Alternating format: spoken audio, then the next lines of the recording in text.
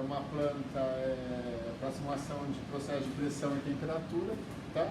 Então tenho dois transmissores aqui de pressão. Esse daqui é um de rede, para espiar. Esse aqui é 420 mA. Aqui eu tenho um transmissor de temperatura, a resistência para aquecer o ar.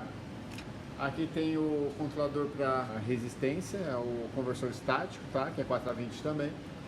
Esse aqui é um controlador Yokogawa XY 150. Aqui é para simular consumo de ar, tá? Aqui é o liga e desliga do aquecedor. Esse aqui é quando eu gero os consumos, ele libera a válvula aqui para o consumo de ar. Aqui é a solenoide do escape.